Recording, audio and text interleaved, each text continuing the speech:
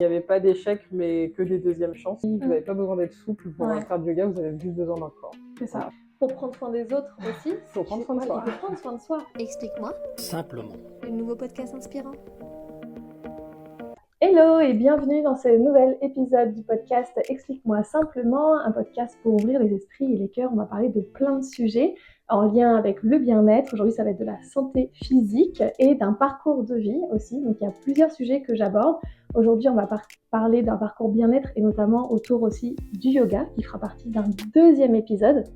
Moi, je m'appelle Cindy Bonnet, je suis coach et thérapeute bien-être. Je suis aussi professeure de yoga, je suis professeure aussi d'anglais. Je fais pas mal de choses aujourd'hui. Et je vous partage du coup des parcours inspirants pour vous pousser vous aussi à aller de l'avant et peut-être entreprendre ou en tout cas tester de nouvelles choses. Et mon invitée du jour aujourd'hui s'appelle Aurélie, que je vais te laisser te présenter de la façon dont tu le souhaites. Du coup, bonjour tout le monde. Moi, c'est Aurélie. Je suis professeure de yoga également sur Paris et ce depuis quasiment 7 ans. J'ai un parcours, je vais pas dire éclectique, mais en fait, mon principal métier, c'est le yoga et c'est aussi ma passion. Mais grâce à ce premier spectre, en fait, j'ai pu toucher à d'autres métiers très cool qui touchent généralement au bien-être et c'est une belle aventure jusqu'ici. Yes. On va savoir que je t'ai découvert pendant le confinement. D'accord. Donc je ne sais pas si j'étais déjà prof à ce moment-là, mais tu donnais des cours en live pendant le confinement. Et à savoir que, on en parlera après, mais du coup tu as une particularité, c'est que tu faisais du yoga aussi sur des sons plus hip-hop, soul, qui me correspondaient plus, un peu moins lissés sur des sons traditionnels, entre guillemets. On l'a déjà dit ça. Ouais, et moi en fait j'ai vraiment accroché avec ta vibe et c'est comme ça que je t'ai découvert. Et depuis l'an aiguille, t'es une des seules profs, je crois, que je vois sur Paris à qui je fais des cours, les ateliers qu'on a fait la dernière fois. Et du coup, c'est pour ça que j'avais envie aussi d'en apprendre un peu plus sur toi. C'est souvent une personne que je recommande aussi. Moi, je fais un peu moins de yoga. Oui, parce que toi, en plus, je pense que tu as une vibe assez cool et aussi assez accessible, je trouve.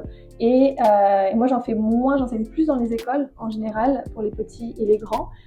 Et toi, du coup, comme tu as beaucoup de cours aussi aujourd'hui à Paris, c'est vrai que c'est quand des personnes me demandent, alors, du coup, sur Paris, c'est une personne que je recommande. Merci beaucoup. Les yeux fermés. Je leur dis qu'il faut vraiment s'écouter aussi, mais je trouve que tu guides super bien aussi pendant tes cours. Mais du coup, on va revenir un petit peu à la genèse de tout ça. On revient en arrière, comme d'habitude. On va commencer sur la partie, du coup, scolarité. Du coup, quel élève tu étais et quel parcours scolaire tu as eu? Alors, quel élève j'étais? Honnêtement, j'étais une élève ordinaire. J'étais pas la première de la classe, j'étais pas la dernière non plus. J'étais dans une bonne moyenne, en bonne taureau que je suis. Je crois que entre ma procrastination et le fait quand même d'être intéressée culturellement par les cours, ça allait. Okay. J'avais j'avais quelques cours, notamment à partir du collège, où on me disait « Ah, c'est bien, mais pourrait faire mieux ». Sans que ce soit péjoratif, mais j'étais aussi une élève bavarde. Okay. Donc ça n'a pas changé. Je suis quelqu'un qui aime bien communiquer. Voilà. Et j'étais par contre déjà, dès l'âge de mes 9 ans, très passionnée par les langues. Donc l'anglais, chance pour moi, ça a été une facilité d'apprendre cette langue. Je suis même très fière parfois quand on me demande si je suis américaine ou anglaise. C'est marrant. Ouais. Mais ça c'est quelque chose qui m'a passionnée d'avoir d'un point de vue culturel à l'époque, parce que ça a quand même changé aujourd'hui. Ouais. Mais ouais, la culture anglaise, ma mère m'avait acheté plein de livres sur les prononciations, qu'est-ce qui se fait en Angleterre, quelle est la différence de culture entre l'Angleterre et la France. Donc j'avais quelque chose qui animait en moi le désir de pouvoir parler cette langue. Ouais. C'est marrant parce que du coup on avait le même parcours, je savais pas que tu avais cet attrait pour les langues, c'est pour ça que je suis devenue prof d'anglais aussi, j'ai fait des études en langue, mais l'anglais c'était, alors même si c'était pas enseigné de la meilleure façon, mais ça a toujours été une langue pour moi de pouvoir communiquer avec le monde en fait. Oui, voilà, clairement c'est universel en fait. L'anglais, c'est une langue dans laquelle on est sûr que quelqu'un pourra nous comprendre au bout d'un moment. Ça a quand même aussi développé l'envie de parler d'autres langues. Je me suis dit je vais être polyglotte. Pas du tout, parce que je ne sais pas rouler des R, donc ça me bloque la route. Voilà. Ouais. L'espagnol, ça s'est très vite arrêté, genre lecture, mais c'est tout. Une fois que j'ai été à Madrid la première fois, j'étais en mode ah ouais, non les gars, ça va pas le faire. En tout cas pas pour moi. Ouais. Mais voilà, du coup, Du coup, scolairement parlant, j'étais une bonne élève qui avait ses préférences dans certaines matières, d'autres pas du tout. Et j'ai toujours été, comment dire, j'ai toujours été curieuse. Donc c'est aussi ça qui fait que ça va. Voilà. C'est ça. Pour dire les choses comme je le ressens. C'est exactement ça. C'est bien comme tu le sens. Et du coup, après, tu as fait quoi comme études? Tu as fait un parcours traditionnel ou tu as fait des études alors, pro, moi, j'ai fait du coup, le collège, le brevet, je l'ai eu. Ensuite, je suis allée en générale, donc en section générale. J'ai redoublé ma seconde. À l'époque, je pensais que c'était un énorme échec de me dire, ouais, tu redoubles, c'était la première fois de ma vie que je redoublais. Et au final, de ce que j'ai compris, c'est presque un passage obligatoire pour la moitié des élèves, parfois de redoubler sa seconde générale. Donc c'est chose faite. Et en vrai, ça a été une année assez hilarante, la deuxième, parce que j'étais avec mes meilleurs amis. Et je sais pas, ça donnait, comment dire, de l'entrain. Et puis c'est peut-être la première fois de ma vie où j'ai reconnu qu'il n'y avait pas d'échec, mais que des deuxièmes chances. Hyper intéressant. Sauf que j'étais trop jeune pour le formuler, je pense, comme ça à l'époque. Donc voilà. Et tu l'as ressenti, tu l'as vécu comme ça, en tout cas un an après, du coup, après la deuxième seconde générale, quand je suis passée donc en première puis terminale, j'ai compris que ça valait le coup d'avoir fait cette deuxième année vis repetita pour mieux donner ensuite. Donc du coup voilà, j'ai fait une filière générale, économique et sociale, donc hyper intéressant, mais spécialisé en anglais, pas en maths, pas en éco, mais vraiment anglais. Voilà, c'était anglais, avec aussi une option sur les arts plastiques, parce que j'étais à l'époque, comment dire, entre deux mondes. C'était soit j'avais envie de me tourner vers les arts et d'aller à l'école Boulle, essayer de devenir architecte d'intérieur parce que c'était un rêve que j'avais, ou alors de me tourner vers le monde des langues en devenant traductrice, parce que c'était ce que je voulais faire. Ni l'un ni l'autre aujourd'hui. C'est ça qui est intéressant justement, de voir d'où on est parti et nos envies à ce moment-là et comment ça a évolué. Et des fois même on s'y reconnecte aussi. On verra après si... Je sais pas si je m'y suis enfin peut-être pour les langues, parce qu'au final j'arrive à enseigner en anglais, je travaille avec une marque qui est internationalement reconnue, donc ça c'est cool. Ça a la partie anglais quand même. Voilà, il y a la partie anglais qui est présente et j'en suis ultra contente. Par contre, pour la partie artistique, je reste une grande fan des peintres que j'ai toujours adorés depuis que je suis jeune. Je reste fan de la ville de Paris, parce qu'on est quand même dans une ville qui regorge de culture, et donc du coup aussi la peinture vient dedans avec toutes les expos. Enfin, je trouve quand même mon kiff dans quelque chose qui m'a passionné, me passionne encore. Et ne serait-ce qu'avec ma fille, de peindre, alors c'est pas des chefs-d'œuvre, mais de peindre, ça a toujours été quelque chose de très thérapeutique.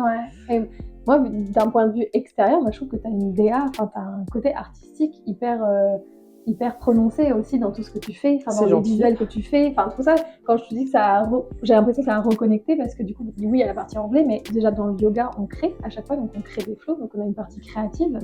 Et en plus, comme quand tu es à ton compte et que tu dois tout faire, et du coup, tu as toute une partie créa sur les réseaux, trouver des visuels, et je trouve que tu as ton univers aussi à toi qui est très coloré, on le voit aujourd'hui, on aime la couleur. Jamais sans couleur. Ça, j'adore aussi, ça va très bien, mais je trouve que du coup, t'exprimes cette partie-là. Alors, c'est peut-être pas avec des pinceaux et de la peinture, mais enfin, je sais pas si tu le ressens comme ça, mais en tout cas, tu as une partie d'expression créative qui est assez pour le coup, présente, alors ça, j'apprends à exprimer, on va dire, mes atouts. Mais oui, j'ai toujours eu une créativité débordante, pour reprendre les mots de ma grande sœur à l'époque. Donc du coup, beaucoup d'imagination aussi, et avec l'âge adulte, et je pense tout ce qu'on peut être amené à vivre, les expériences, les rencontres, là où on se trouve à X moment de sa vie, du chapitre de vie, j'arrive à traduire ce qui m'anime le plus, effectivement, à travers les réseaux. Et là, depuis peu, je me suis vraiment donné des outils, même que ce soit des outils externes d'un point de vue humain, pour mieux manager tout ça, et du coup, que ma créativité puisse s'exprimer sans que je ne change aussi d'avis du jour au lendemain, parce que c'est ça, être créatif. C'est... I know. Voilà, donc... C'est un jour, tu fais un super truc, t'as passé 3 heures dessus, et le lendemain, en fait, ça te plaît plus, et tu dois tout refaire. Et tout voilà, c'est ça. Ouais. Mais oui, et puis du coup, alors voilà, c'était ces deux options-là. Ouais. Après, j'ai eu un chemin de vie, familialement qui a un peu bousculé toutes ces ambitions et ces rêves. Aujourd'hui, je dirais que c'est pour le meilleur parce que je suis pas du tout issue du voyage. Ouais. Mais j'ai fait une école de commerce, école nationale de commerce. Alors du coup, il y avait des filiales BTS, etc. Moi, j'ai fait un BTS de tourisme. Okay.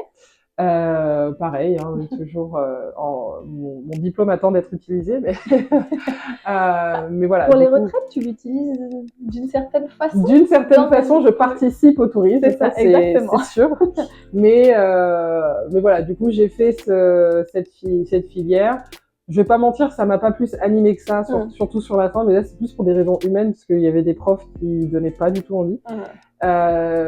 Et ensuite, alors c'est un peu l'espèce de... Je pense que ça concerne tellement plus de personnes que je pense, mais c'est, voilà, t'as le diplôme et maintenant quoi? Bah en fait, pareil, avec le parallèle famille, je me suis retrouvée à rentrer dans la vie active, travailler à Paris, chercher un appart et ne pas aimer mon métier, quoi.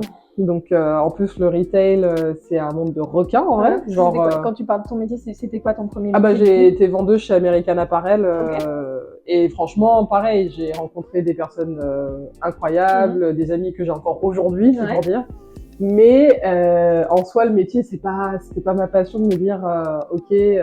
Enfin, je me souviens que parce qu'après j'ai évolué, j'ai fait American Apparel, j'ai fait Marni, Diane Van Furstenberg, L'Éclaireur qui est un concept store dans le Marais, Saint-Laurent. Ouais, Saint-Laurent, c'était le dernier du coup. Et je me souviens qu'ils m'ont débauché et à l'époque, on m'a posé la question pendant l'entretien, mais avec tout ce que tu viens de nous dire, tu te vois plutôt vendeuse ou en back-office? Et là, j'ai dit, écoutez, pour la partie vente, moi, si quelqu'un traverse le pas de la porte pour rentrer dans la boutique avec le sourire et repart parce qu'on a passé un bon moment, c'est cool. Est-ce que je peux vous garantir qu'il y aura une vente? Pas du tout. Donc, j'étais pas mauvaise vendeuse, mais c'était pas mon truc. Enfin, moi, je vis bien si quelqu'un n'a pas tout acheté derrière. Alors, forcément, dans le monde du luxe, c'est pas ce qu'ils veulent entendre, mais j'ai quand même été 2 ans dans la boutique de l'avenue Montaigne qui a vécu c'était les 2 années l'âge d'or là-bas. Donc Fashion Week, Client Spé, etc. Blabla. C'était intéressant et pour le coup c'était une bonne école parce que autant c'était dur sur certains moments, autant ça m'a aussi appris à mieux manager émotionnellement toute une vie professionnelle parce qu'en étant hypersensible, c'est des choses qui sont dures. Ah, tu es hypersensible toi aussi. Voilà. On se sait. Donc du coup, c'était aussi ces 2 dernières années avant de me décider à devenir prof de yoga. Ok. Et tu pratiquais déjà le yoga avant? Alors le yoga, je l'ai pratiqué la toute première fois quand j'avais 12-13 ans. Ah ouais, super tôt. Mais alors, c'est pas l'expérience la plus folle, c'est-à-dire que j'ai fait du hatha yoga, j'étais en parallèle en club d'athlétisme. Ok. Donc en fait, j'étais pas plus que ça, je vais le dire spirituellement, enfin ma mère quand elle m'a inscrit à ce truc-là, j'étais là, c'est quoi? J'étais sur le tapis, je regarde les gens en train de s'étirer, je me dis mais c'est lent, c'est long. Donc c'était pas le premier coup de cœur. C'est ça. Par contre, une fois que Bibi rentre dans la vie active, a une vie amoureuse périmée et se sent juste fatiguée émotionnellement, j'étais revenue à la course et c'est un de mes premiers amours aussi en termes de sport. Mais je sentais que j'étais un peu rentrée dans une routine qui m'exaltait plus que ça et un jour, au fait, j'ai fin 2011, j'ai décidé de me dire bon, tu fais quelque chose à côté de ton running parce que là, au fait, y a rien. C'est le calme plat et j'ai tapé yoga en ligne. J'ai ouvert ça sur Google à l'époque et je suis tombée sur un site canadien. J'ai fait un premier flow de 30 minutes qui a été le flow là qui a créé du coup cette étincelle qui s'est pas encore éteinte du coup. Mais ouais, c'est comme ça que j'ai repratiqué le yoga et que là, il y a eu un déclic.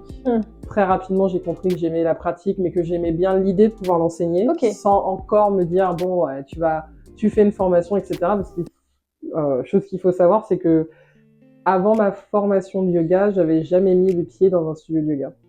Ah ouais? Non. Ah d'accord, donc c'est intéressant de connaître le process parce qu'en plus aujourd'hui, il y a de plus en plus de profs aussi qui arrivent et qui se forment. Et je trouve ça intéressant de voir le process de chacun. Moi, pour le coup, j'ai pratiqué pendant longtemps avant de me dire, tiens, je vais me passer prof et l'enseigner derrière. Ah ouais, non, Toi, moi, du coup, ça a été Bah, un déclic tout de suite après cette pratique-là de dire que tu voulais pas que le pratiquer en tant qu'élève, mais tu avais envie de te former ouais, c'est et venu l'enseigner. très rapidement, mais après j'étais aussi dans le souci entre guillemets de me dire bon, bah, toujours la légitimité, hein, c'est quelque chose qui me suit encore aujourd'hui. Ah, Mais j'en parlais hier avec une amie.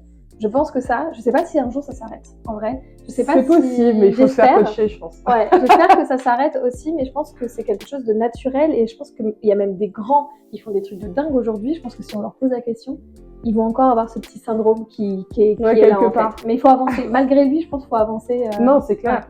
Mais du coup, oui, moi, j'osais pas aller dans un studio parce que vraiment, en termes de reconnaissance, je ne voyais pas de personne comme moi en faire. Surtout que quand j'étais plus jeune, c'était toujours de se faire tacler sur la largeur de mes épaules. T'as fait du basket, t'as fait de la natation. On pense pas à moi quand on me voit à quelqu'un de, entre guillemets, de fin. Je m'entends, c'est même pas péjoratif pour moi ou quelqu'un d'autre, mais j'ai pas la carrure de l'ancienne gymnaste ou danseuse classique qui se dirigerait vers le yoga comme même pas dernier recours, mais comme nouveau métier parce que ça fait sens. Moi, ça a été directement dans l'aspect thérapeutique, puisque la pratique, au-delà de l'aspect physique, parce que physiquement, je pense que j'en ai chié, je suis désolée, mais au départ, quand on fait du yoga pour la première fois, et je l'ai vu avec mes élèves, on se dit, mais attends, je respire où, je fais quoi, c'est quoi cet angle? Voilà. Est-ce que toi, tu avais une souplesse naturelle de base ou pas du tout? Oui.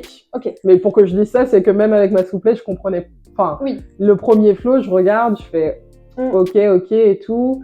C'est vraiment le Shavasana qui m'a indiqué le bienfait que toutes les 25 minutes d'avant ont eu sur moi. Je pose la question de la souplesse parce que souvent il y a des personnes, je pense qu'on te le dit aussi en permanence, je suis pas souple, ça sert à rien, je fais du yoga. Mais non, mais au contraire, et au contraire, j'ai envie de leur dire à chaque fois, mais venez, ça va améliorer ta souplesse. C'est ça. Et t'as pas besoin d'être souple de base. Et je te pose la question parce que moi je suis hyper laxe de nature et j'ai fait beaucoup de gym avant. Et des fois on me dit, ah mais c'est normal, toi t'es souple, donc du coup tu y arrives. Mais du coup c'est intéressant de voir aussi que non, en fait il y a plein de parcours, il y a même des hommes qui étaient hyper raides de base et qui grâce au yoga vont améliorer la souplesse. Et c'est pas pour être champion de gym, mais c'est la flexibilité, la mobilité, le mouvement, la liberté. Fluidité, surtout qu'en plus, comme pour tout est réversible. Enfin, j'ai beau être très souple, voire hyperlaxe, je suis hyperlaxe, mais j'ai eu des moments de ma vie qui ont coupé certaines parties de mon corps à être aussi souple qu'avant. Donc, je le redis, vous n'avez pas besoin d'être souple pour faire du yoga, vous avez juste besoin d'un corps. C'est ça. Et je te rejoins sur cette partie-là parce que moi qui étais très très souple, avant encore pire qu'aujourd'hui, pour moi je suis plus très souple aujourd'hui selon mes critères de base à moi.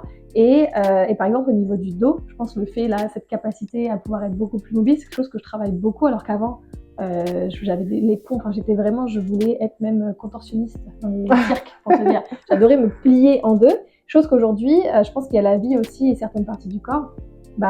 Cette capacité à se plier, à être beaucoup plus souple, à lâcher prise. Je pense que le yoga apporte aussi cet enseignement-là via le corps. Et puis aussi, je pense qu'on a une autre conscience. Alors, je vais faire l'ancienne, mais la moi d'il y a 14 ans versus celle d'aujourd'hui, c'est deux personnes totalement différentes. Et aujourd'hui, je me laisse moins... alors, je dis pas que c'est tous les jours pareil, mais je me laisse moins avoir par les réseaux sociaux, parce que dit la société, par X magazine au papier glacé, pour me dire ah ouais mais c'est ça que je dois faire. Alors qu'effectivement au départ quand je pratiquais ma souplesse, j'allais au bout de cet atout. Quand clairement il va m'arriver de lire des revues sur l'anatomie qui vont te dire la souplesse c'est cool mais au fait vos os voilà, enfin tu commences à prendre en compte les choses et tu te dis ok au fait tant que je pratique, tant que j'arrive à garder ma mobilité, une certaine amplitude de mes gestes, un souffle, une forme, et sans parler d'esthétisme, je pense que c'est ce vers quoi, avec le temps, on se dirige, et c'est peut-être plus simple. Tout à fait. Je pense qu'on se rejoint là-dessus. Je pense que c'est pour ça que tu parlais de représentation aussi tout à l'heure. Et moi, je sais que j'ai toujours du mal encore aujourd'hui, des fois, à pousser une porte de yoga. Alors, Après, j'ai un peu des formes et je suis pas la silhouette longiligne justement des anciennes danseuses qu'on voit beaucoup dans les studios. Et le manque de représentation et de mixité parfois, je trouve, dans les studios de yoga, moi, c'est quelque chose qui m'a toujours dérangée. Et c'est pour ça que je milite aussi. Et je pense que je me suis tournée vers ton contenu aussi naturellement sur les réseaux parce que je trouvais que tu avais une vibe qui me correspondait plus et qui entraîne beaucoup plus de liberté à être soi-même. Et vraiment, c'est peu importe qui tu es, à quoi tu ressembles, d'où tu viens, à partir du moment où tu as un corps qui est mobile, bah, tu peux bouger, tu peux justement prendre un cours de yoga et je trouve que toi, en tout cas, dans ce que tu véhicules, moi, c'est ce qui m'a vraiment plu dans cette liberté de pouvoir le faire. Du coup, tu as été faire des cours de yoga après ou tu t'es lancé direct dans la formation ? Direct dans la formation. Ok, 200 heures direct. Au fait, donc j'ai même utilisé, alors j'ai utilisé, c'est un bien grand mot, mais des amis ont accepté d'être mes cobayes, 2 hommes qui plus est, donc c'est important de le dire, parce que j'ai une grande... Enfin, la majorité de mes élèves sont des femmes, mais les cobayes que j'ai eus initialement étaient des hommes quand même, donc ça c'est assez cool. C'est ça. Dont un qui ne pratique toujours pas le yoga aujourd'hui, mais qui a fait l'effort, et donc ça veut dire quelque chose. Voilà. Comment dire, au fait, j'ai fait tout ce qu'il fallait. Alors, même si je suis quelqu'un d'impulsive, au départ, j'étais non, j'en ai marre de ce métier, j'arrête. Et au final, parce que j'ai eu les bonnes personnes autour de moi à ce moment-là, j'ai plutôt essayé d'avoir donc ma rupture conventionnelle que j'ai eue. Ensuite, du coup, Pôle emploi, et Pôle emploi a miraculeusement réglé ma formation. Donc voilà, donc ça c'est cool. À savoir que c'est ça. Faut savoir, je précise qu'il y a des formations qui peuvent être accompagnées. Moi, ça a été le cas aussi. C'est quelqu'un qui m'a dit un jour, mais en fait, tu peux demander à te former et si ça rentre dans ta reconversion pro, c'est quelque chose que tu peux faire. Donc c'est marrant parce que moi aussi c'est ça. C'est exactement ce qui s'est passé. J'ai eu un coach aussi pour comment devenir entrepreneuse. Au fait, c'est de l'URSSAF à l'idéologie qui est autour et la réalité. Donc c'était aussi une bonne façon de se préparer. Et à ma grande surprise, j'avais un ami à l'époque qui travaillait étroitement avec une marque ASICS à l'époque et dont la PR de l'époque qui m'ont proposé de participer à un voyage presse. Trop bien. Et puis de fil en aiguille, c'est devenu mais du coup tu vas te former au yoga, ça te dirait de nous donner un cours à Tokyo. Donc du coup j'ai donné mon premier cours officiellement à Tokyo pour une branche de 20 Fitness Explorer anglais, coréen, français. Non. Ouais. Franchement, j'ai jamais entendu une histoire pareille. Moi Ton non plus. premier cours, genre de toute ta vie, c'était... Premier cours vraiment, où j'ai donné un cours de yoga. J'étais en plus, pour le coup, entre guillemets, sur une petite estrade. On était dans la Tokyo Tower, donc au sommet à 7h du matin. Ouais, c'était... improbable. Ouais. Et comment tu l'as vécu ? J'étais stressée parce qu'en plus moi j'ai dit oui, en anglais c'est ok, oui, et puis après une fois que je donnais mes réponses, je fais waouh, qu'est-ce que tu viens de faire ?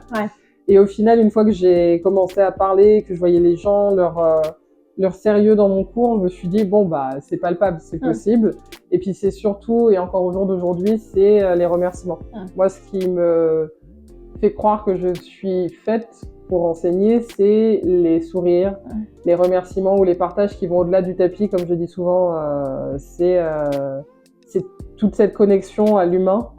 Et c'est aussi pour ça que je voulais faire du yoga, parce que pour moi, ça revenait à pouvoir se retrouver aussi, et du coup, pouvoir peut-être potentiellement aider des gens à se retrouver. C'est de me dire, ok, là, je venais de faire mon cours, il est 8h du matin, le soleil s'est levé, tout le monde me fait un sourire, tout le monde est content. Ça fait quelque chose. Donc, ça m'a aidé à me dire que là, parallèlement, tu t'étais inscrite pour ta formation, donc ça va donner quelque chose, et ce sera à toi de cultiver, de développer davantage. Ok. Mais wow, quelle expérience, parce que pour l'avoir vécu, moi, alors en plus, c'est des enfants, mes premiers cours, et je trouve qu'en plus, quand c'est un public d'adultes... C'est un voyage aussi. Hein. Ouais, c'est un voyage. Après, moi, je suis habituée, parce que j'ai toujours été au contact des enfants, donc c'est quelque chose d'assez naturel pour moi. Mais du coup, m'imaginer à ta place le stress que j'aurais ressenti aussi, en plus, pas dans ta langue maternelle. Alors après, déjà en anglais, mais c'est quand même autre chose. T'as fait ta formation en anglais de yoga, de prof de yoga ou pas ? Non, en français. En français, parce que français et à Paris, parce que je sais que c'est quand même quelque chose de dire qu'on va en Inde pour apprendre le yoga, mais moi, pour le coup, j'ai un peu pensé de façon décalée. Je me sentais absolument pas prête à faire un tel voyage, parce que je pense que c'en est un. Et je voulais rester je suis taureau, donc j'aime bien rester là où je sens que j'ai ma sécurité, entre guillemets. Non, mais je l'ai fait à Orléans. Pour te dire, moi j'ai grandi à Orléans de base, et je l'ai fait après le confinement. Et moi aussi, je voulais pas la faire en anglais, en fait, parce que je me suis dit que tout ce que j'allais apprendre pour les retransmettre beaucoup plus facilement, devoir tout retraduire. Et moi, j'ai ce truc, c'est que quand je pense en anglais, en fait. Je bug pour traduire instantanément les choses. Et donc, du coup, ça m'aurait demandé 2 fois plus d'efforts, alors que je savais que mon public allait être francophone. Donc, si moi, je rajoute, avec mes étudiants, je rajoute de l'anglais pour une pratique, pour lier le côté ludique et aussi le cours. Mais oui, on n'est pas, c'est bien de le préciser aussi, on n'est pas obligé non plus d'être en Inde pour avoir cette petite certification. Et je sais pas si ça, enfin pour moi, ça n'a pas forcément plus de valeur. Après, peut-être que c'est un chemin personnel. Ah non, je pense pas non plus que c'est moins de valeur ou plus, mais c'est vrai qu'il y avait cette tendance déjà pour quand je cherchais, on me proposait beaucoup l'Inde et je ne suis pas encore allée là-bas et je pense que ça doit être effectivement merveilleux, mais ça reste quand même un pays avec beaucoup de faits humainement qui rendent le décalage entre la France et l'Inde. Il faut être prêt, quoi. Et moi, je pense qu'avec la sensibilité, c'est pas maintenant, peut-être plus tard. Je suis tout à fait d'accord. C'est un pays qui m'attire, mais je veux être prête psychologiquement, émotionnellement pour pouvoir y aller. Et déjà, apprendre à faire une formation, à l'âge adulte, refaire une formation, je pense que c'est un chemin aussi, parce que faut pas croire, mais moi, ça a été intense, même en étant en France, c'était hyper intense l'apprentissage, parce que comme c'était de 7h du mat, même avant, jusqu'à je sais pas quelle heure le soir, t'apprends, parce que t'as toute la pratique, il y a aussi toute la théorie qu'il faut emmagasiner, tous les mots, tout ce qui se passe, parce que même si le yoga sur les réseaux, on pense que c'est qu'une pratique physique, c'est bien plus large que ça. Donc il y a toute une philosophie aussi à apprendre. Donc redevenir élève et aussi réapprendre tout ça. Moi, je m'étais dit un peu la même chose, qu'en plus, il faut que je m'adapte à l'environnement, à un nouvel environnement, à de nouvelles coutumes, de nouvelles traditions. Et vu ma sensibilité aussi, je m'étais dit peut-être que j'allais être un petit peu...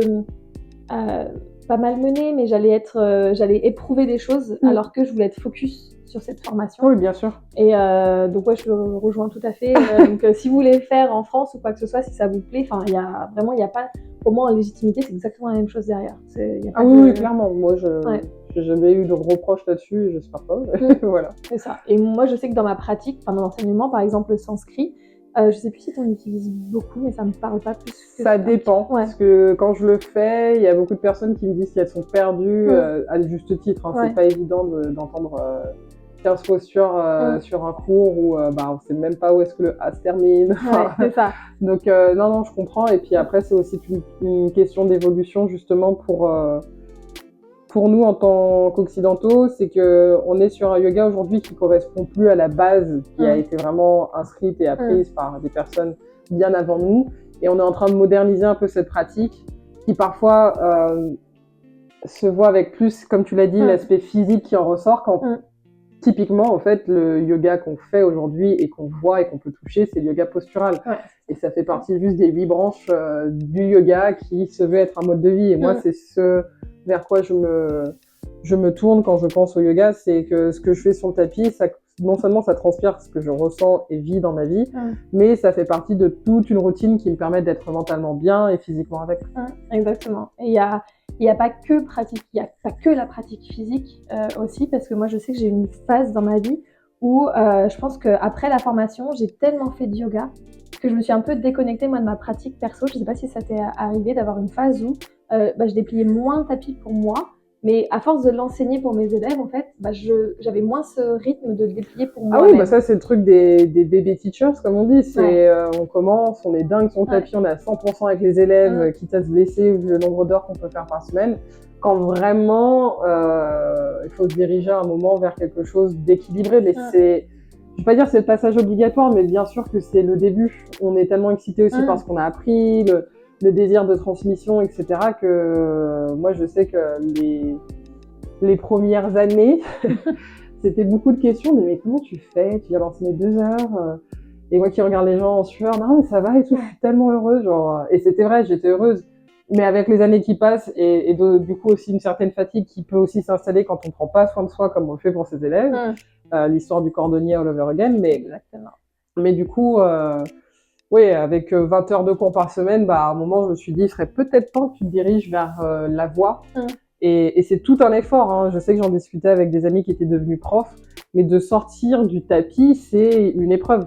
Typiquement, c'est la zone de confort versus le reste du monde. Donc, je l'ai appris et une fois que je me suis mise dedans, justement, aujourd'hui, j'éprouve beaucoup plus de plaisir à faire un cours à la voix. Comme ça, je sais que je peux observer et être encore plus précise dans ma façon d'aiguiller et de guider les élèves que d'être sur le tapis et du coup, je tourne la tête pour essayer de voir. Donc moi-même, je sors de la pratique de toute façon qui n'est pas, entre guillemets, 100% dédiée à ma personne vu que je parle en même temps. Donc on enlève déjà la théorie du souffle qui s'accorde au mouvement. Enfin, donc oui, c'est une évolution. Ouais, mais je te rejoins là-dessus parce que pareil pour la partie voix. Et même moi, en tant que... c'est toujours délicat quand tu redeviens élève. Et c'est pour ça que j'adore, moi, prendre des cours aussi sur Paris. Et j'adore aller à tes cours parce que je redeviens élève et je me laisse guider. Je débloque, je dépose mon mental de quel mouvement, quel flow, quel enchaînement. Et juste, je me laisse guider. Et c'est vrai que des fois, si vous essayez et qu'il n'y a que la voix, ce qui est bien aussi, c'est que du coup, tu n'es pas tenté de tourner la tête. Ah oui, bien sûr. Toujours regarder et tu restes sur ton tapis et se faire confiance, en fait, aussi, suivant comment la personne te guide. Vraiment d'écouter son ressenti, son corps et comment on évolue en fait, et que en vrai, même si c'est pas exactement la même chose, si on n'a pas mis la main exactement au bon endroit ou quoi que ce soit, c'est pas grave. Enfin, faut continuer son flow derrière tout ça. Ouais. Du coup, toi, ça fait combien de temps maintenant que tu t'enseignes vraiment? C'est une bonne question. Ça va faire 7 ans. 7 ans. Ok. Et du coup, tu as fait donc plusieurs studios de yoga. Tu as lancé des cours. Pour commencer, d'ailleurs, ça a été compliqué ou pas de réussir à trouver une place? Non, honnêtement, je m'estime très chanceuse parce qu'à l'époque, le yoga, c'était pas aussi démocratisé que maintenant. Il y avait vraiment cette, je vais pas dire naissance parce qu'il y a toujours eu beaucoup de studios de yoga très traditionnels pour le coup, qui ont existé et qui sont là. Mais au fait, j'ai fait des remplacements comme tout le monde. Il faut commencer comme il faut commencer. Ouais. Et j'ai eu un studio coup de cœur, pareil, une rencontre avec les fondatrices à l'époque. On avait beaucoup discuté, je me souviens, elles étaient en train de mettre la peinture sur les murs qu'on apprenait à se connaître. Et c'est dans ce studio que j'ai développé, alors j'aime pas le mot clientèle, mais c'est comme ça. C'est mes élèves, ma communauté c'est créé avec tous les cours que j'ai pu faire là-bas et aussi du coup les réseaux sociaux et tous les autres événements auxquels j'ai pu participer YogaWise. Mais j'ai exploré pas mal de studios, pas mal d'événements avec le yoga. Enfin, c'est une aventure. Ouais. Et t'es partie aussi, t'es passée après à la partie en ligne via le Covid. Tu l'avais fait avant le Covid ou pas du tout? Pas du tout. J'ai l'impression en plus que, j'en suis même sûre aujourd'hui, mais je pense que c'était déjà développé pour beaucoup de personnes de faire ce genre de choses. Moi, avec le Covid, j'ai pas du tout eu le choix. Vraiment, je me souviens que c'est une de mes élèves, j'ai pas d'expression parce que je trouve ça horrible de dire c'est l'une de mes plus vieilles élèves, pas du tout, mais une élève que je connais depuis mes débuts et on est comme ça, je l'aime énormément. Qui m'avait écrit un message: tu veux pas faire des cours pendant le confinement parce que nous 3 mois et j'étais là, bon ok, j'étais enceinte donc du coup j'étais en train de me dire est-ce que tu vas y arriver, et au final pareil, nouvelle leçon de se dire en fait t'es enceinte, t'es pas malade donc tu peux continuer de faire ce que t'aimes faire. Voilà. Quand tu me disais, je pense que t'étais enceinte le premier cours que j'avais fait avec toi. C'est possible. Ouais. je crois que c'était le cas. Donc du coup, après le Covid, toi, est-ce que tu as continué la partie en ligne ou tu t'es plus remise dans les studios? Alors, non, parce que en fait, j'ai l'impression en France qu'une fois qu'on a eu les couvre-feux, etc., on s'est vite fait remis dans le bain du présentiel, comme on le disait à l'époque. Et ce qui est tout à fait normal, mais l'idée de développer quelque chose en ligne, moi, ne m'est pas venue à l'idée parce que j'ai pas déménagé non plus. Je suis restée à Paris, j'ai retrouvé mon studio, mais j'avais fait encore quelques vidéos. Ok, voilà. Continue à faire après. Et du coup, après, c'était quoi ton évolution en tant que prof avec le yoga? Alors, avec le yoga, j'ai continué un peu dans mon studio dont je te parlais, qui était mon studio de cœur. Et au final, il y a eu comment ça s'appelle? Je perds mes mots, désolée. T'inquiète. L'occasion s'est présentée à moi de pouvoir ouvrir un studio. Donc, pas seule, avec 2 associés à l'époque. Et c'est ce qu'on a fait. On a cofondé un studio ensemble. On était 3 femmes. Et donc ce studio existe encore aujourd'hui à Paris. Et moi, j'en suis sortie. Mais avant d'en sortir, j'ai quand même fait l'expérience d'être gérante de studio, co-gérante de studio. Et c'était une expérience mi-bras de fer avec soi-même, mi-éprouvante dans le sens où quand on est prof et qu'on décide de se diriger vers ce chemin-là, on ne sait pas forcément vers quoi on se dirige au final. On se dit oui, je vais gérer un studio, mais au final, gérer un studio, c'est regarder que tout va bien non-stop, s'effacer un peu plus. Donc ça, je sais que j'ai pas eu de mal à le faire parce que moi, j'estime que, il n'y a pas un métier pour une personne, il y a un métier pour 100 personnes. Donc le fait de m'effacer, d'être moins présente, ça m'a pas dérangé du tout. Mais par contre, de me retrouver au final, moi et mon URSAF versus moi et une écurie de coach, de gens à gérer, c'est quelque chose qu'il faut apprendre. Donc j'ai appris et au final, c'est peut-être pas la chose qui me fait le plus kiffer. Très sincèrement, ce que j'adore faire, moi, c'est effectivement être dans la préparation d'événements, mais je sais que c'est quelque chose d'éphémère. Si je vous donne rendez-vous à telle date, je prépare tout en amont, bim bam boum, et on repart pour une autre. Donc ça, c'est quelque chose qui m'anime plus. Donc aujourd'hui, je ne suis plus dans ce studio, mais ça reste quand même une expérience de vie, tout comme Saint-Laurent. En fait, on apprend toujours quelque chose, des expériences pro comme personne. Mais c'est bien parce que du coup, tu as été au bout de ça, alors qu'en plus, ça peut faire peur. Franchement, lancer un studio, moi, je me dis, si aujourd'hui, je devais en lancer un, pas sûr que je le ferais tout de suite. Honnêtement, même si tout était réuni, c'est quand même, comme tu dis, en fait, quand tu es prof aussi, c'est tu prépares tes cours. Donc, tu as ton moment sur le tapis qui est différent de gérer un business, une entreprise aussi à côté. Comme tu dis, la gestion humaine, d'autres personnes que toi-même, d'autres coachs à gérer. C'est ça. Parce qu'il y a beaucoup de paramètres qui rentrent en lien. Et toi, déjà, félicitations d'avoir été jusqu'au bout du projet et de l'avoir expérimenté. Parce qu'il y a des personnes qui seraient peut-être juste arrêtées à la porte et qui ne l'auraient pas fait. Et peut-être que ce serait resté une idée dans leur tête. Là, au moins, tu l'as expérimenté sous une forme. Peut-être qu'un jour, tu le feras sous une autre forme ou pas. Enfin, tu verras comment ça évolue. Mais du coup, c'est bien aussi de voir qu'il y a des parcours où tu essayes, tu expérimentes. C'est pas forcément, c'est même pas que le projet n'est pas un succès parce qu'en plus ça fonctionne bien, c'est plus que c'est toi, pour toi c'était plus raccord ou c'était pas ce qui t'animait à ce moment-là, est-ce que tu voulais Oui, voilà, c'est que il faut se dire des vérités et que plutôt que rester dans une impression d'être dans un échec, ce qui du coup pour moi a été le cas, mais je pense que c'est toujours une question d'ego, hein. Il y a quelque chose qui s'arrête, on se remet en question, on se pose des questions et parfois c'est l'ego qui réagit. Une fois que c'est passé et c'est à l'état d'une demi-seconde, on se sent de nouveau revivre par d'autres choses que l'on faisait de base. Et là, aujourd'hui, à l'heure où on échange tous ces mots, je suis dans cette phase de reconstruction où j'ai quand même eu toujours un contact avec mes élèves et ma communauté, mais je veux le renforcer et je me redirige vers quelque chose qui m'anime plus, à savoir des workshops, des ateliers et redévelopper la partie en ligne. Top. Et c'est ce en quoi vraiment tu es bonne aussi là-dedans. Et moi, je sais que c'est quelque chose qui m'anime plus aussi des événements éphémères. Souvent, on me demande, pour le coup, tu donnes des cours régulièrement dans la semaine, on te retrouve plusieurs fois par semaine. Moi, c'est vrai que c'est pas quelque chose encore que j'ai mis en place, parce que je suis partie de Paris, j'ai pas mal bougé aussi géographiquement. Mais j'aime bien le format atelier aussi et d'accompagner aussi cette partie-là. Après, moi, j'ai la partie coaching qui suit derrière. Je voulais te poser une question aussi sur ta partie bien-être à toi. Parce que, en plus, c'est une question un peu touchy parce que quand on est prof, on part du principe, je sais pas si tu as déjà eu cette phrase, mais toi, tout va bien aller, t'es prof de yoga, donc tu dois être peace, ça doit aller, tu dois bien aller dans ta vie, quoi que ce soit. Moi, on me le dit, mais tellement, genre, on m'a dit récemment, je me suis énervée parce qu'il y a une situation qui m'a agacée, mais t'es prof de yoga, tu t'énerves.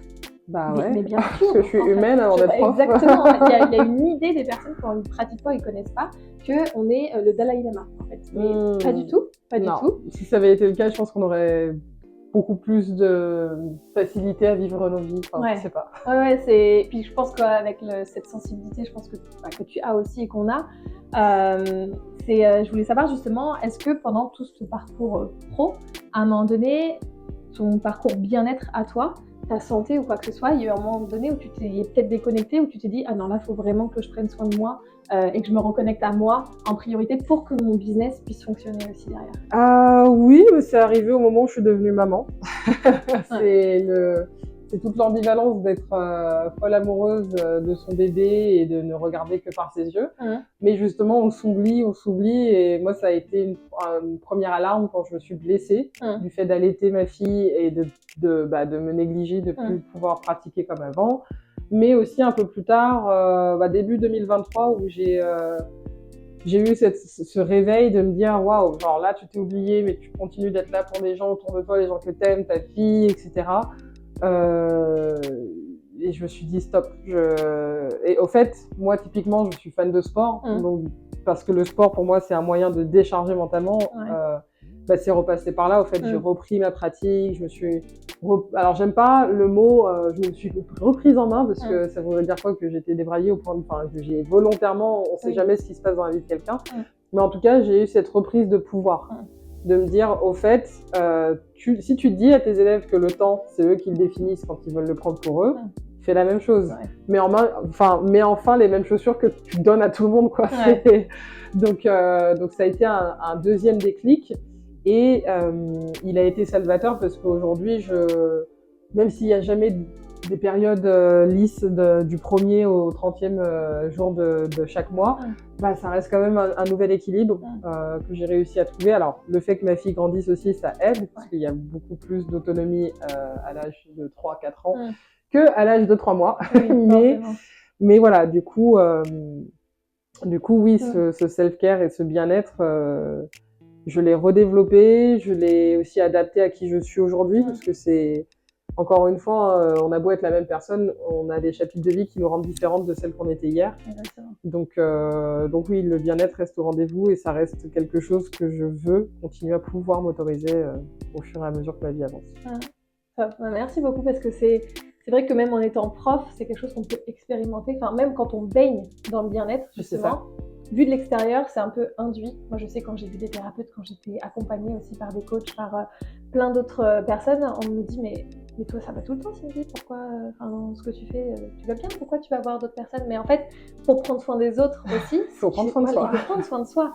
Et même prendre soin d'un business, en fait, peu importe, mais même en étant salarié, en fait, pour réussir à bien faire ce pourquoi on est payé aussi dans notre quotidien. Si nous, on ne prend pas soin de soi à un moment donné, on est moins compétent, performant, concentré ou efficace dans ce qu'on va donner aussi au travail. Je trouve qu'aujourd'hui, dans notre société, on s'y reconnecte de plus en plus, mais j'aime bien faire ce parallèle, et surtout quand on est entrepreneur, de ne pas mettre corps et âme dans son business qu'on est en train de lancer. Ouais, alors si on le fait, on se donne les outils pour pouvoir souffler de tout cet investissement. Ouais, faut réussir à trouver cet équilibre. C'est dur, mais... Voilà. Mais parce que on est notre propre machine aussi, qui, sans nous, le business ne tourne pas non plus. C'est ça. Donc top. Est-ce que tu avais d'autres questions sur ton parcours pro avant qu'on fasse le deuxième épisode sur la partie plus yoga et maman, qui va être justement le thème de cette deuxième épisode? Est-ce que tu as envie de rajouter quelque chose par rapport à tout ça? Alors, je vais le faire parce que je pense que, encore une fois, je suis une grande communicante. Mais déjà, merci pour ce moment, parce que je trouve ça toujours assez incroyable combien des personnes reach out pour parler avec moi quand je me sens la moins intéressante pour ce genre de sujet sur l'instant T. Oui, c'est le syndrome de l'imposteur de Morgan, mais étant donné que je suis dans une phase de reconstruction, s'il y a des personnes qui regardent ou écoutent ce podcast et se sentent à un moment perdu, sachez que vous n'êtes pas seul, que malgré mon grand sourire et toute la passion que j'ai pour le yoga, il y a des fois où je me demande si ce que je fais est bien ou quoi. Donc, comme me dirait une personne qui m'est chère, efface tes pensées négatives et prends le temps de regarder ce que tu as fait pour te souvenir de ce que tu vas faire. Voilà. Très très belle citation. D'ailleurs, les petites dernières questions un peu signature. Qu'est-ce que tu donnerais comme conseil à la jeune Aurélie, si tu pouvais la voir aujourd'hui et en début de carrière, ou à peu importe quel moment? Ça peut être la petite fille, ça peut être l'ado, la jeune femme, peu importe. Qu'est-ce que tu pourrais lui dire? C'est dur. Je lui dirais bien des choses, mais je lui dirais de rester forte. De rester forte et d'apprendre à se faire confiance. Ok, rester forte. Voilà. Génial. Et est-ce que pendant ton parcours, il y a eu peut-être un livre, un film, une série, quelque chose qui t'a un peu impacté et qui t'a boosté, ou que tu conseillerais peut-être aux jeunes ou moins jeunes qui regarderaient ou écouteraient l'épisode aujourd'hui, et tu dis ça c'est un must-have ou un must-read ou un must-see Alors honnêtement, par rapport à mon parcours, il n'y a aucun film que je pourrais citer parce qu'ils ont tellement rien à voir. Genre, un de mes films préférés, c'est Kill Bill. Ne chassez pas vos clients avec une lame japonaise pour leur dire de venir faire un chaturanga. C'est ça. Mais après, c'est plutôt des artistes, parce Ok. que la musique enfin, c'est l'épicentre de ma pratique, même si j'apprends à faire sans. Mais la musique, donc du coup des artistes. Après, je suis désolée pour les clichés, même si j'ai un univers très éclectique. Je peux autant, il y a eu des phases où j'ai écouté du hard rock, hardcore ou metal, ça m'est arrivé, mais c'est plus par des épisodes de vie. Je suis une grande fan de rap, de hip-hop, de soul, et aussi beaucoup de choses un peu plus psyché, avec des artistes alternatifs. Ok. Mais moi, c'est plutôt des albums. Donc, il va y avoir alors Beyoncé, c'est l'album éponyme qu'elle avait sorti comme ça à minuit. Je me souviens, c'était un vendredi. Le lendemain, je me réveille, je vois un nouvel album. Enfin, qui était incroyable. Un moment précis comme ah ouais, ça. ouais. J'étais malade, j'étais dans un état grippe à l'hardcore, mais j'ai quand même écouté la musique à fond. J'avais pris un Doliprane avant pour m'assurer que j'avais pas mal au crâne.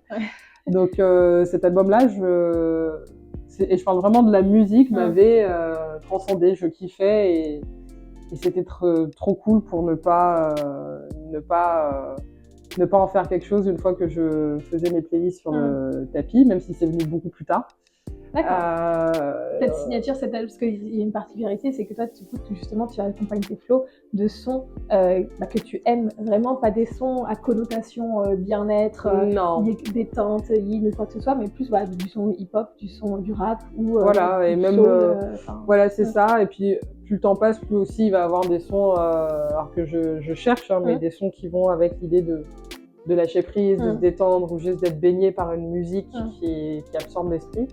Mais donc voilà, il y a ça. J'aime beaucoup le groupe Tame Impala, parce que pour moi, je me reconnais là-dedans dans quelque chose d'assez un peu, on va dans tous les sens, mais au final, ça donne quelque chose d'harmonieux. Et pour moi, c'est ça. Ils avaient fait un album qui s'appelle Currents. Et là, j'étais en train de toucher du doigt l'idée de devenir prof. Mais du coup, les musiques, pareil, je les ai utilisées et je le referai encore s'il me faut. Je les connais pas, donc je vais noter aussi. Ça va, j'ai écouté. Il y a un album en particulier qui est fantastique.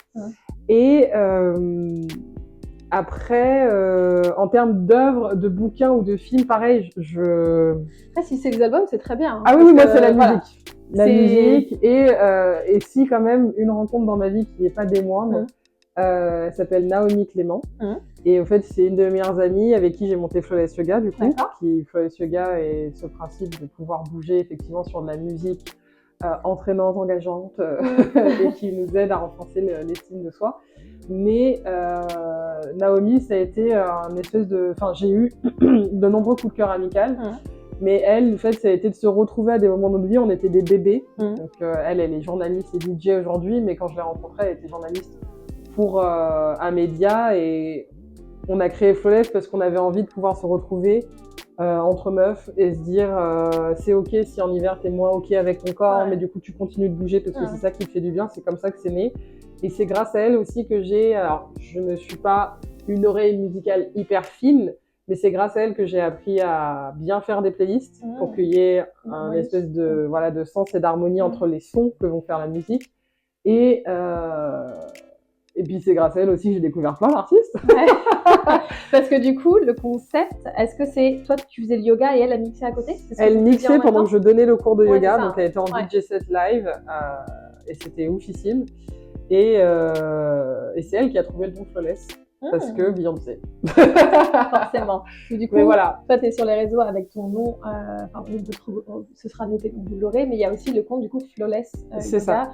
Où là, c'est vraiment plus la partie focus yoga que tu partages. Exact. Et du coup, je pense que tu vas avoir la réponse, mais la dernière question, c'est la passe D. Si tu pourrais voir quelqu'un à ta place aujourd'hui qui pourrait répondre à ces questions sur le parcours ou sur un thème en particulier. Alors, je sais pas du coup si ça va être Naomi ou si tu as d'autres noms en tête de personnes qui pourraient avoir des parcours soit atypiques, soit sinon un thème, comme on va faire juste après, un thème en particulier qu'ils développent ou qu'ils maîtrisent, et ce serait intéressant de pouvoir mettre un peu de lumière dessus et peut-être ouvrir des esprits par rapport à ça.